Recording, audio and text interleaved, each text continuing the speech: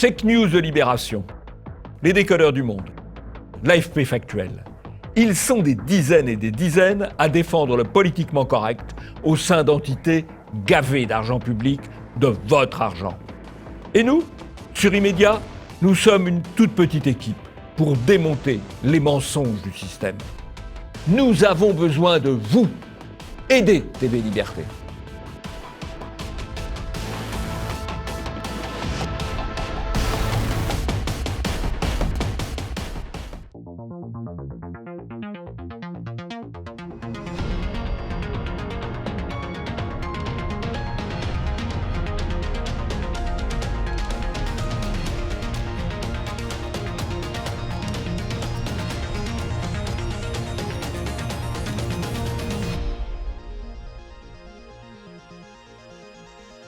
Bonjour à tous et bienvenue dans ce nouvel Immédiat. Bonjour Jean-Yves. Bonjour Nicolas. Et je vous retrouve avec plaisir après le retour des vacances. Et c'est le retour de la Dream Team, voilà, l'équipe d'origine. Exactement.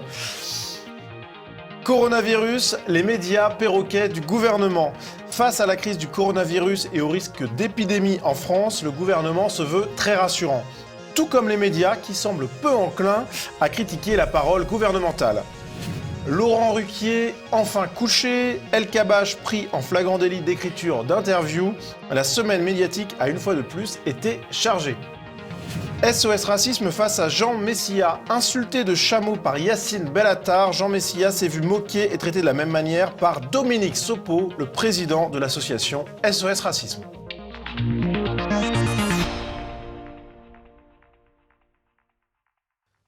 Et pour commencer cette émission, eh bien, c'est la traditionnelle image de la semaine. Et Jean-Yves, l'image de la semaine, c'est cette nuée de cartons rouges brandis au sein du théâtre du gymnase. Du théâtre du gymnase pour honorer les meilleurs bobardeurs, les meilleurs bobardeurs aussi, parce que derrière le bobard, il y a le bobardeur.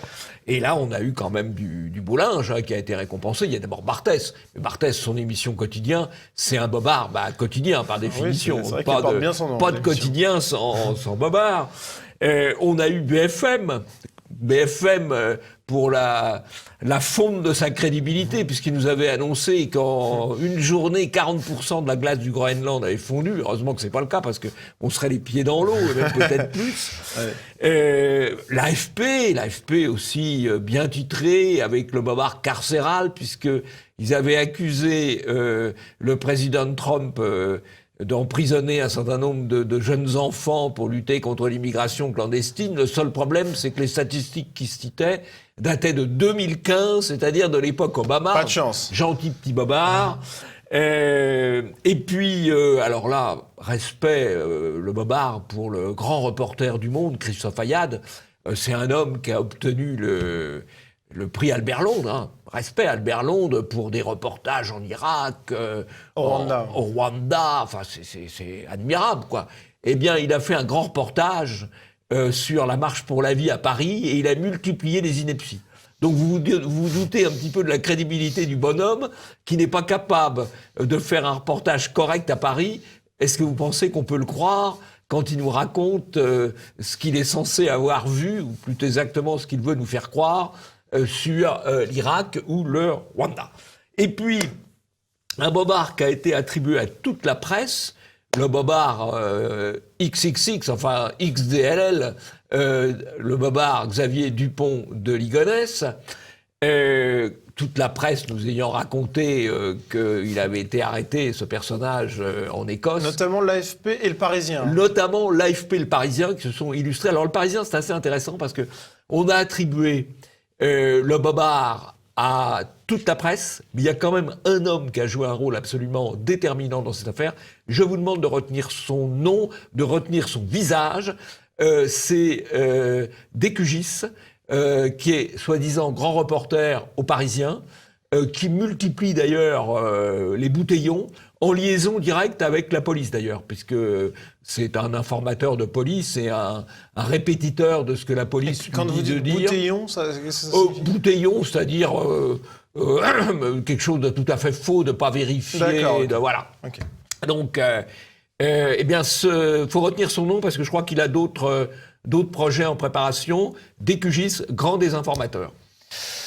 Sur ces bonnes paroles et sur ces prix remis au cours d'une soirée riche en rire, eh bien, on va passer au premier sujet. Coronavirus, médias et gouvernement sont-ils trop optimistes? Et surtout, est-ce que les médias sont les perroquets de ce gouvernement?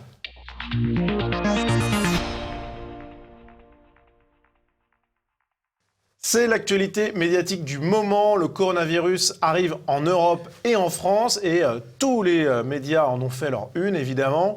Des émissions spéciales à la télé, à la radio.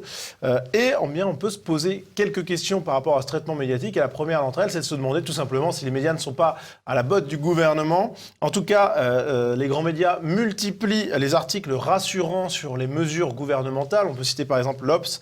Face au coronavirus, la France renforce sa mobilisation. Et puis, sur LCI, Gérard Miller évoque la nécessité de faire confiance au gouvernement. Je dirais que c'est presque normal de faire confiance au gouvernement. Évidemment, c'est le type même de situation où l'union nationale est indispensable. Et j'apprécie les 3 députés, PS, LR et LFI, de dire qu'en effet, on fait confiance aux scientifiques, aux chercheurs, mais plus généralement, on fait confiance au ministre de la Santé et au gouvernement. Toujours sur LCI, Romain Goupil évoque une situation positive face à un David Pujadas plutôt prudent. Donc on est en train de trouver, en tâtonnant, des systèmes pour éviter que ça devienne tout à fait catastrophique. Pour l'instant, sauf les informations qu'on donne, ce n'est pas une catastrophe. C'est vrai, mais il faut dire qu'ici même, on a toujours été très prudent, relativiser les choses. Mais ce soir, l'OMS, par exemple, l'Organisation mondiale de la santé, met en garde. Regardez les mots qu'utilise l'OMS. Le monde doit se préparer à une éventuelle pandémie, dit l'OMS. Alors, ces 2 petites vidéos sont, indépendamment du sujet, assez amusantes, parce qu'on voit 2 vieux gauchistes qu'on traînait dans toutes les arrière-salles de l'extrême gauche, du Parti communiste, des trotskistes, etc., qui nous défendent le pouvoir, qui nous défendent le gouvernement. Il a bien raison, il faut que tout le monde soit d'accord derrière le gouvernement. C'est assez drôle quand même. Pujadas, là, il fait bien son boulot. Et il cite alors une phrase qui est assez importante, le fait que l'OMS parle d'éventuelle pandémie, alors que jusqu'ici, l'OMS, effectivement, se gardait de parler de pandémie. Elle employait des périphrases. Donc le fait que l'OMS utilise le terme pandémie est tout de même un signal important. Éventuelle pandémie, voilà. Hein. Mais c'est un signal important que Pujadas a bien relevé.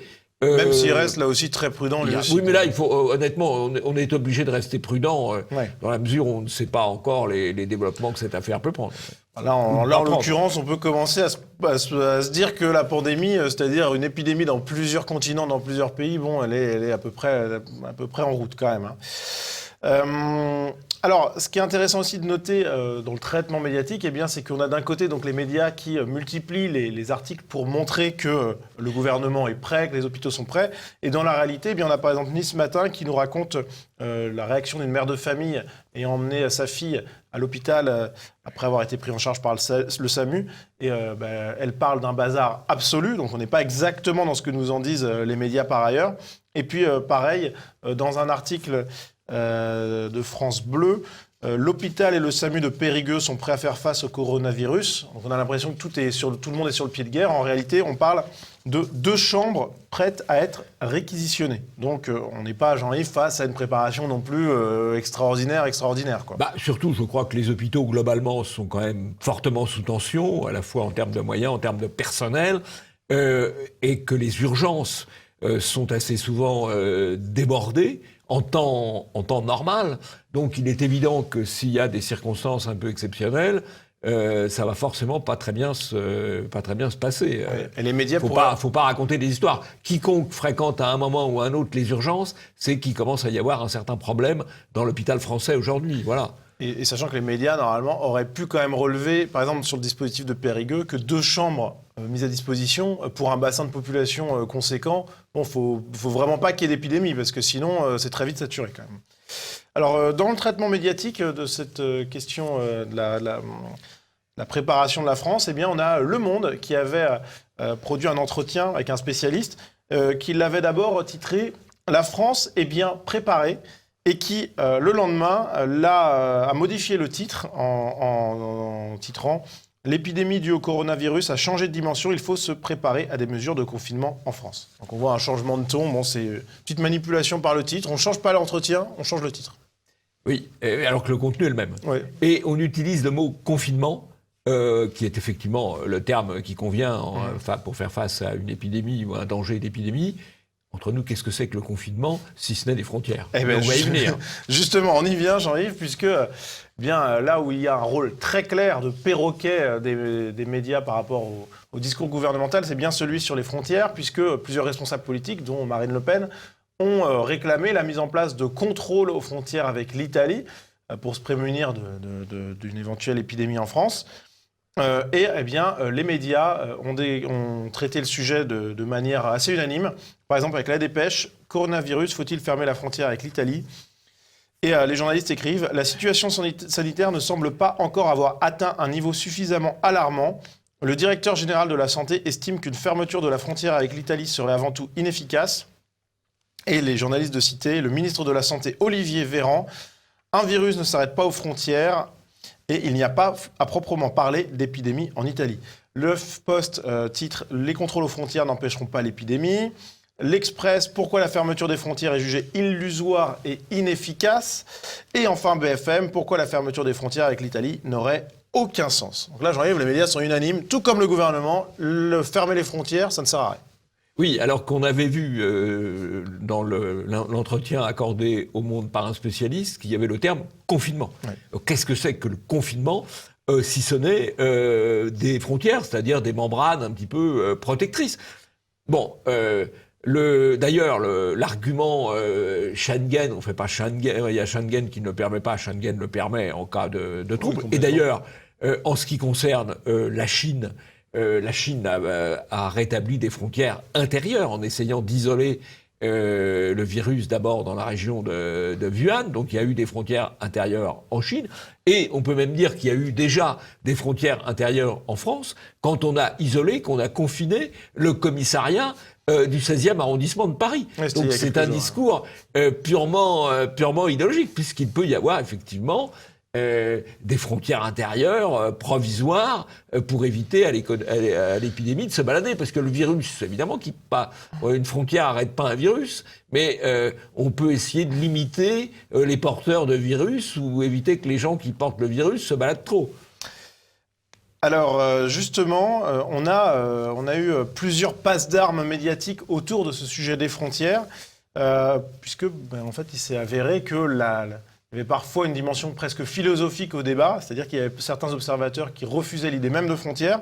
Exemple avec cette passe d'armes entre Romain Goupil et Julien Aubert, député Les Républicains, sur LCI. Vous pensez qu'on n'en fait pas assez, que la France n'en fait pas assez? Oui, l'idée ne me semble pas non plus stupide. Après, on ne va pas fermer les frontières. Mais en tout cas, effectivement, faire un contrôle de fièvre à l'entrée, pourquoi pas. Plus de panique, plus de peur, à bas l'étranger. Mais vous vous rendez compte de ce que vous dites? À bas l'étranger? C'est me dire ou m'expliquer que contre le virus de la grippe, on fermerait les frontières. Non, j'ai pas dit ça. Non, mais bien sûr, vous n'avez pas dit ça. Mais moi, ce que je vous dis, c'est que vous êtes en train d'instrumentaliser ce virus-là. Vous avez un problème, en fait, philosophique avec le fait de mettre quelqu'un à la frontière qui contrôle. Ça vous gêne. J'ai un problème philosophique. Vous avez le douano-virus. Et Geoffroy Lejeune aura réussi un bel exploit, faire admettre à Gérard Miller que les contrôles aux frontières seraient une bonne chose. J'entends les discours disant qu'on ne peut pas empêcher un virus de passer une frontière. En revanche, on peut empêcher une personne porteuse d'un virus de passer une frontière. Il y a une question pour le coup qui est politique, c'est celle de le rôle et la vertu de la frontière. Aujourd'hui, je suis désolé Gérard, le monde entier est d'accord pour dire qu'une frontière c'est fait pour protéger. Il y a des pays, notamment les pays frontaliers de l'Iran, qui restreignent leurs échanges, qui rétablissent leurs frontières, ou en tout cas des contrôles aux frontières, parce que c'est une logique de bon sens. Et en face, il y a des idéologues qui considèrent que la frontière est un mal en soi. Le contrôle aux frontières me semble une excellente chose. On ne peut pas complètement fermer tout. Maintenant, là où vous avez raison, c'est qu'évidemment, la moindre des choses, c'est qu'il y ait le contrôle de température, puisqu'on dit que c'est une bonne façon de procéder, ou d'autres contrôles. Je ne suis pas du tout pour qu'on considère que, là, en la matière, il ne faut pas surveiller les allées et venues des uns des autres. Vous avez dit que c'était idiot de la part d'Éric Ciotti, pardon, c'est exactement ce qu'il a demandé. Moi, ça me paraît être du bon sens pur. Oui, alors on voit très bien dans ces deux vidéos l'idéologie contre le réel.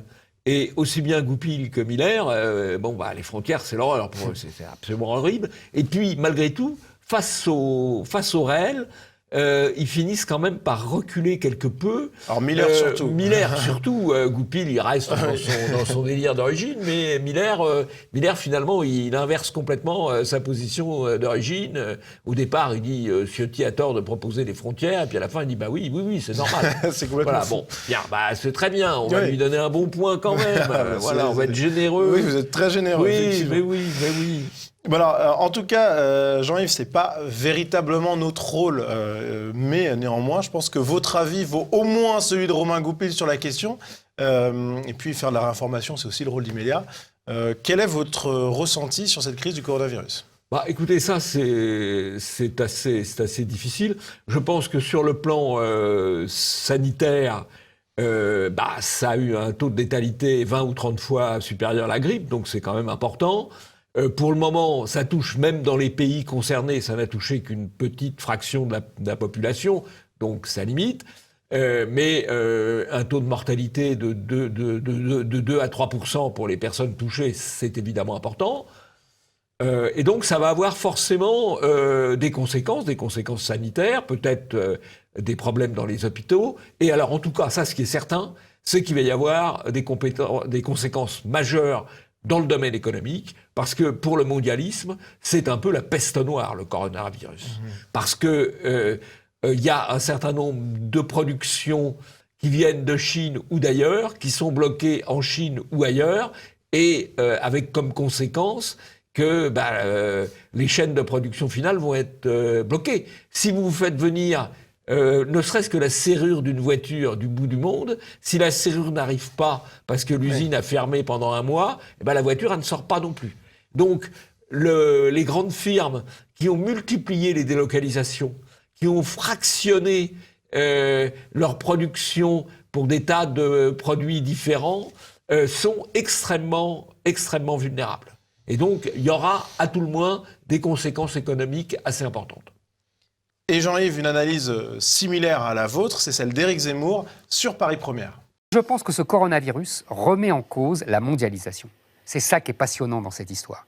C'est que depuis 15 jours, toutes les usines chinoises sont fermées et donc toute l'activité économique mondiale est à l'arrêt. Si vous voulez bien, et en fait, Éric... même le maire, oui, qui est toujours en retard d'une guerre, a dit peut-être qu'il faut reconsidérer notre économie et réindustrialiser en France. Alors, oui, mon je vais vous dire un truc.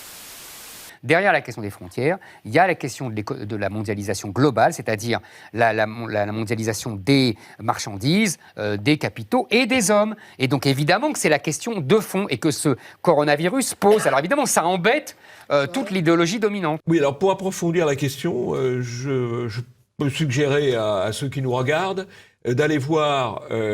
soit sur le site de l'Institut Iliade, soit sur le site de Polémia, un papier extrêmement documenté de Lionel Rondouin sur toute la mécanique, comment cette sorte de grippe va gripper la mondialisation. Bien, le rendez-vous est pris. L'article, effectivement, qui est un entretien, est de très grande qualité. Et nous, on va passer à la revue de presse.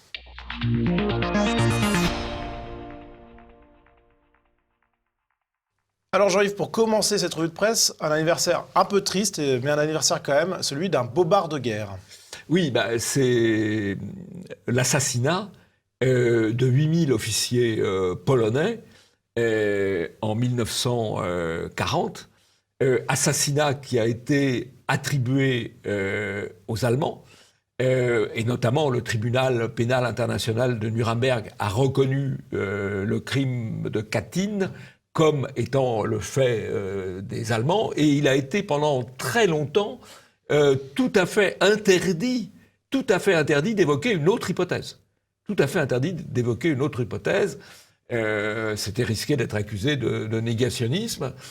Aujourd'hui, on sait, maintenant on peut le dire, qu'il y a eu d'ailleurs un très beau film de Vajda, très dur, que le crime de guerre de Katyn a été commis par les soviétiques pour éliminer en fait l'élite polonaise, puisque c'était un meurtre de masse, mais un meurtre de masse sélectif, puisque c'était les officiers polonais. Donc aujourd'hui, on peut le dire, mais il faut savoir que ça a longtemps été interdit et que le tribunal pénal international de Nuremberg avait attribué le crime, pas tout à fait à ceux qui l'avaient commis, qu'on avait peut-être commis d'autres par ailleurs, mais qui n'avaient pas commis celui-là. Et puisqu'on parle de communistes, on va retourner en France, puisque Didier Deninx a expliqué sur France Inter pourquoi il avait fui la Seine-Saint-Denis, Jean-Yves. L'écrivain, grande figure de la gauche, dénonce le communautarisme et décrit la collusion d'élus locaux avec des voyous et des puissances spirituelles. Oui, alors il n'ose pas donner le mot islam, mais enfin on comprend bien. C'est quand même assez intéressant parce que ce personnage d'extrême gauche, auteur de polar d'extrême gauche, avait acquis le surnom, non pas de Didier Deninx, mais de Didier Dénonce. Parce que sa profession était de dénoncer tout ce qui pensait mal à droite et tout ce qui pouvait poser les problèmes qu'il reçoit aujourd'hui en pleine figure. Voilà. C'est la fameuse phrase de Bossuet, il n'y a rien de plus à ajouter. Ce 21 février, l'apparition d'un entretien avec Pierre Brochand, l'ancien directeur de la DGSE, Jean-Yves, et un entretien très intéressant. Oui, alors la DGSE, c'est la Direction Générale des Services Extérieurs, c'est-à-dire les services de renseignement français à l'extérieur, contre-espionnage français, pour prendre des vocabulaires un peu anciens. Et donc, qu'est-ce qu'il dit ? Il dit deux choses.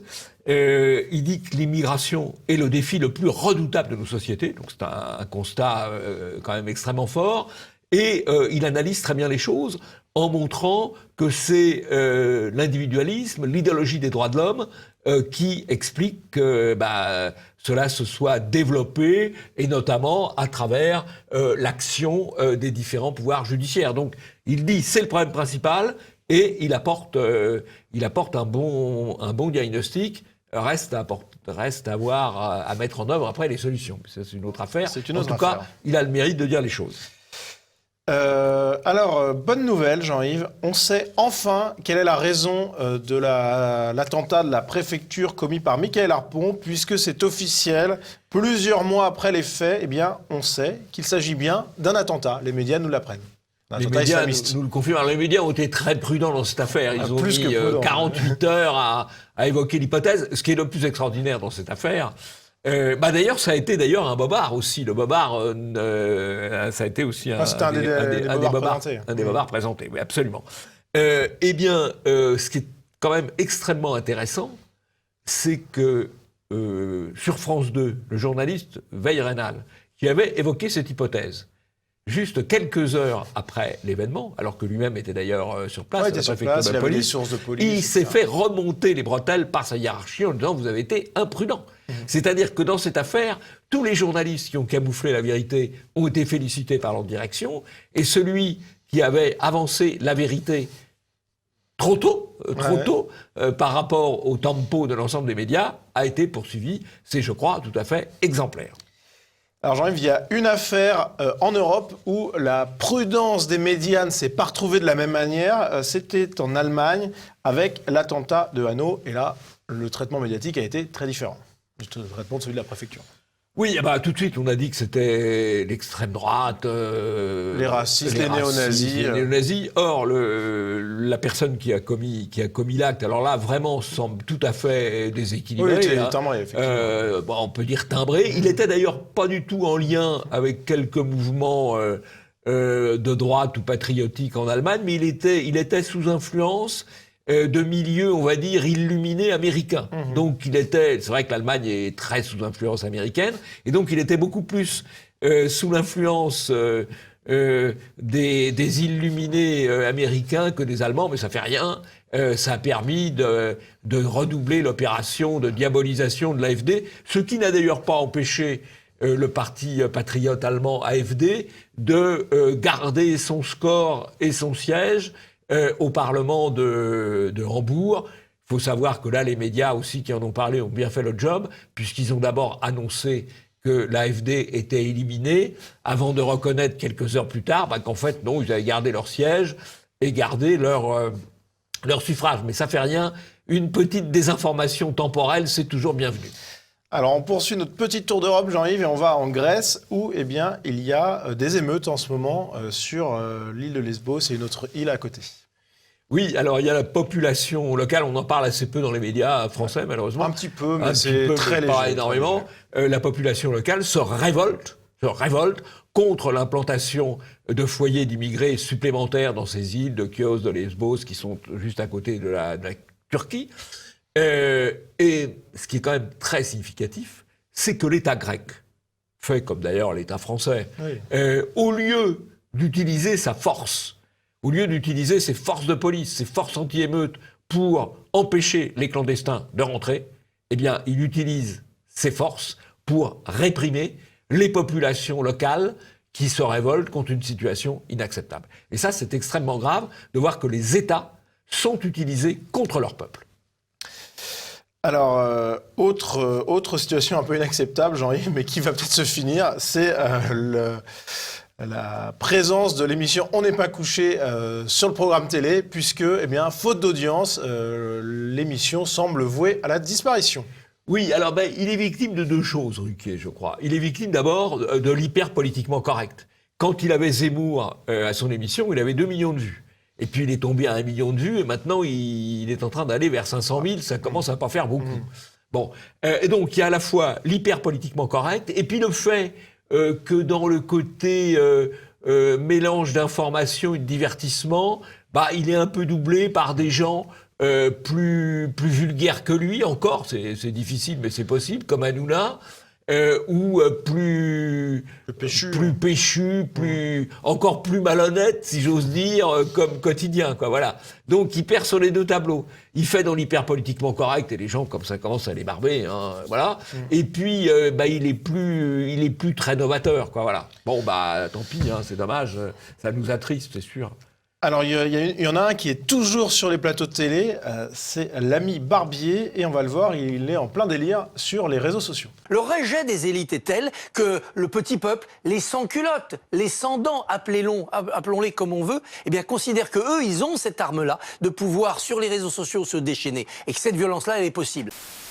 Les réseaux sociaux, c'est un espace sauvage. Les gens considèrent que c'est comme ça. Pire, certains considèrent même que ça doit être comme ça. C'est-à-dire que les réseaux sociaux doivent échapper à toute règle, échapper à toute norme, qu'on doit être dans l'anomie. C'est-à-dire que c'est l'espace où le citoyen lambda peut taper très très fort contre des gens qui sont par ailleurs, eux, protégés ou qui ont droit à une visibilité. Il est toujours au top de sa forme, Barbier, au sommet de sa forme. Au sommet de sa forme, il est admirable. Je ne sais pas s'il a pris des vacances, lui, mais on dirait qu'il est remonté comme toujours. Oui, là, il ne faiblit pas.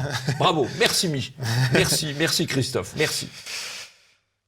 Alors, la propagande ne faiblit pas, elle non plus, notamment celle de l'agence France Presse, n'est-ce pas ? L'agence France Propagande. Ou l'agence France Presque. Mais là, c'est France Propagande. Là, c'est France Propagande, c'est vrai. Puisque dans un tweet, elle déclare « Le compositeur et pianiste Alexis French, étoile montante dans l'univers majoritairement blanc de la musique classique, s'est donné pour mission de changer l'image de ce genre musical, parfois vu comme ennuyeux, ringard ou inaccessible. » C'est parfaitement raciste, hein, puisque on pense que ça va devenir beaucoup plus marrant à partir du moment où il y aura un noir derrière le piano. c'est exactement ça. C'est quand même extraordinaire, quoi. Ouais. C'est comme si on disait, la soul-musique, il faut des blancs, parce que suivant, ça finit par être... c'est absolument incroyable.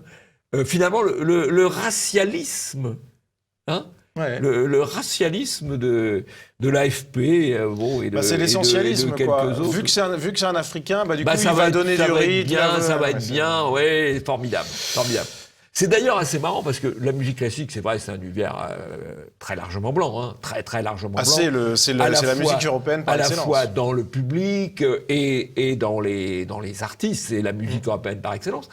Dans les artistes, c'est une musique jusqu'ici très essentiellement européenne, avec tout de même de temps en temps des Asiatiques, hein, qui peuvent être tout à fait excellents. Et on n'a jamais utilisé l'argument c'est moderne, c'est bien, c'est parce qu'il y a des Asiatiques. Non, parce que les Asiatiques qui participent des orchestres ou de cette musique-là, ça passe tout à fait dans l'ensemble. Surtout qu'eux, ils ne veulent pas révolutionner tant que ça la musique. Puisque quand je disais que c'est la musique européenne par exemple, c'est vraiment l'expression du génie européen, la musique classique. Et eux, les Asiatiques respectent ça. Et d'ailleurs, il y a des grands interprètes de musique classique, vraiment asiatiques. mais effectivement, ils veulent pas mettre plus de cool ou de, ouais, ou de rythme. Et voilà. on ne fait pas la publicité sur le fait, c'est formidable, Ouais. le premier violon vient du Japon, quoi. Ouais. Bon, c'est pas un argument. Il y a des très bons il y a- violonistes japonais. Ah, il y a en de plus. très bons violonistes Japonaises japonais, aussi. absolument, ou japonaises, oui, Oui. absolument. Alors, dernier sujet de cette revue de presse, Jean-Yves, eh bien, c'est assez extraordinaire, puisqu'on se doutait bien qu'il y avait une connivence entre certains journalistes et certains hommes politiques ou interviewés de quelque bord que ce soit, mais là, El Kabbach et Hortefeux ont fait fort, puisque dans le cadre des écoutes judiciaires qui visaient Hortefeux, on a découvert que eh bien, El Kabbach appelait Hortefeux en préparant des interviews, mais à la lettre près, quoi. Donc c'est assez extraordinaire. Oui, alors bon, d'abord, c'est un peu, c'est l'utilisation d'écoute quand même de manière un peu contestable. Ah bah, c'est un... Bon, C'est- voilà, et donc, c'est pas formidable comme les écoutes n'ont pas comme été faites méthode. pour cela. Les C'est études n'ont en- pas été faites pour cela. Bon, alors ce qu'elles révèlent, c'est une certaine mise en remorque de l'homme politique par l'homme de médias. Il faut dire qu'El Kabbach, c'est un type qui a une survie extraordinaire parce que il présentait le 20h en 1980, donc il y a 40 ans. Et quand Mitterrand a été élu, le slogan c'était El Kabbach dehors. Voilà, c'était ça. Il a été effectivement, il a été dehors quelques semaines, quelques mois, et puis il est reparti et il est toujours là au cœur du dispositif médiatique. Longévité admirable. Bah, on comprend pourquoi il a une telle longévité, par ailleurs. Hein, parce que- C'est un bon conseil. Ah bah oui, effectivement, les hommes politiques doivent l'adorer. Hein. Ouais, ouais. Passons au deuxième sujet, SOS Racisme face à Jean Messia.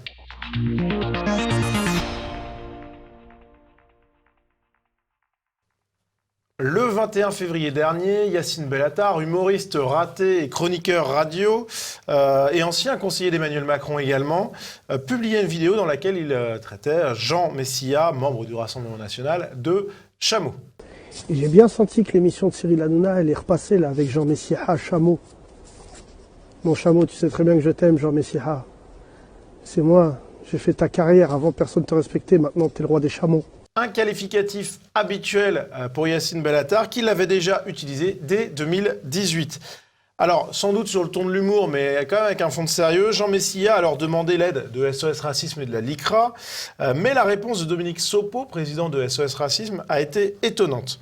Cher Jean Messia, je pense que la LICRA sera heureuse de se constituer auprès de SOS Racisme afin de mettre fin à l'odieuse comparaison entre vous-même et un chameau. Cette comparaison est infamante pour les chameaux. Donc, on voit qu'il y a une réponse de SOS Racisme qui est assez spéciale. Et Jean-Yves, on a l'impression que c'est une réponse raciste, en fait, tout simplement. Bah, si vous voulez, moi je suis pour la liberté d'expression. Bon, donc qu'on compare Messia à un chameau, ça me gêne pas. Bon, c'est outre pas très mesure, élégant, en tout c'est cas. pas très élégant. Il y avait eu il y a quelques années, il y a pas mal d'années, un dessinateur Morquan qui avait représenté les hommes caricaturés, les hommes politiques de toute tendance, hein, sous la forme d'animaux. Différent, c'était assez drôle d'ailleurs. Bon. Donc moi, ça me choque pas. Simplement, SOS Racisme avait engagé des poursuites contre Jean-Marie Le Pen quand il avait qualifié le prédécesseur de Sopo de gros zébu fou, ce qui était assez drôle compte tenu du personnage d'ailleurs, Follet-Silla. Et il y avait eu alors un scandale... j'allais dire mondial, quand une candidate du Front National dans les Ardennes, Anne-Sophie Leclerc, avait comparé Taubira à une gentille petite guenon. Alors, ça avait été l'horreur absolue. Alors, si c'est une horreur absolue de comparer Follet-Silla à un zébu et Taubira à une petite guenon, à ce moment-là, c'est aussi une horreur absolue de comparer Messia à un chameau. Faut savoir. Alors, justement, il y en a un qui sait. Il y en a un qui sait, Jean-Yves. C'est Jonathan Boucher-Peterson qui officie à Libération. Respect. Et qui déclare dans un article sur la question « La saillie de Sopo n'a pas lieu d'être dans le débat public ». C'est déjà ça. Si Sopo est clairement fautif, c'est aller bien vite en besogne de le traiter de raciste. Il s'agit tout simplement d'une attaque sur le physique, mais pas raciste. Il compare cette attaque à celle visant la ministre de la Justice, donc Taubira, qui s'inscrivait, elle, dans une tradition raciste pur jus. Mais, poursuit-il, qui a déjà entendu un raciste notoire traiter de chameau un Français d'origine maghrébine? Donc en gros, l'explication, c'est pas raciste puisque chameau, c'est pas une insulte raciste utilisé par les racistes. En fait. Oui, alors déjà, il y a le petit bobard au passage, puisque Jean Messia n'est pas d'origine maghrébine. Jean Messia est un homme de culture et de civilisation française, qui a des origines, effectivement, c'est pas un Français de souche, mais ce n'est pas non plus un Arabe, ce n'est pas non plus un musulman, c'est un Égyptien, donc il vient du Mashrek, il vient pas du Maghreb, et il n'est pas arabe, puisque il est copte, et donc ses ascendants, c'est les anciens Égyptiens. Hein, voilà, à la limite, on pourrait dire qu'il aurait pu être dans Astérix et Cléopâtre, parce que c'est ça, ses ascendants. Mais quand on dit qu'il est arabe, non, c'est pas vrai. Voilà. Bon. Et donc, on le met en cause pour ses origines, en lui donnant de fausses origines, et alors qu'il il développe parfaitement la culture française et la civilisation française. En tout cas, l'excuse bidon de dire vu que Chameau n'est pas un terme utilisé par des racistes notoires, ce n'est pas raciste, ça ne tient pas du tout la route, ne serait-ce que par la comparaison avec le zébu de Jean-Marie Le Pen. Par comparaison avec le zébu, oui, absolument. C'est de la mauvaise foi journalistique totale. Et alors, entre nous, même avec le singe, parce qu'il y a une vieille expression française qui a peut-être un peu disparu, qui consistait à dire à un enfant qui n'était pas sage, arrête de faire le singe. Ouais. Et l'enfant à qui on disait ça, c'était un enfant blanc. Donc même sur le singe, c'est discutable. Ouais. Et puis voilà, faut arrêter avec la pudibonderie antiraciste. Alors, Jean-Yves, ce qui est aussi intéressant, c'est qu'il y a eu un silence médiatique quasiment total sur cette affaire, alors que dans un autre sens, évidemment, ça n'a pas été ça. Mais il y a eu une réaction étonnante, celle de Jean-Michel Apathy, qui déclare sur Twitter « Si Dominique Sopo n'est pas mise à la porte de l'association SOS Racisme après ce tweet, il faudra que SOS Racisme nous explique le sens qu'elle donne au mot racisme. » C'est un peu. Oui, alors d'ailleurs, ce qui est le plus raciste dans le comportement vis-à-vis de Messia, c'est pas de le comparer à un chameau, c'est de le ramener en permanence à des origines qu'on prétend arabes et maghrébines. Donc on le ramène à ses origines, alors que lui il se considère comme parfaitement français. C'est ça. Bon, donc on le ramène à ses origines et en plus on le ramène à de fausses origines. Ouais. Et Jean-Yves, pour conclure cette partie, eh bien, il y a une personnalité qui a aimé sur Twitter le tweet de Dominique Sopo, donc le tweet raciste, et c'est une drôle de personnalité. Raciste, enfin. Bon. Ça serait intrigue. Mais par contre, on n'aurait pas aimé, je pense, que Anne-Sophie Leclerc compare Taubira à une petite guenon, charmante petite guenon en plus, petite guenon, ni que Jean-Marie Le Pen compare Fodessila, un gros zébu fou. Et cette personnalité, c'est donc Laetitia Avia. Laetitia Avia qui nous prépare la loi Avia, la loi liberticide, la loi censée être contre la haine. Voilà. La haine sur Internet, c'est ça. La haine sur Internet, mais tout ça est relatif. Ces gens-là, finalement, ont une très grande conscience raciale. C'est ça qu'il faut retenir. Aussi bien M. Bellatar, qui arabise ceux qui ne le sont pas, que Mme Laetitia Avia, ces gens-là ont une très grande conscience raciale. Ils ont peut-être raison.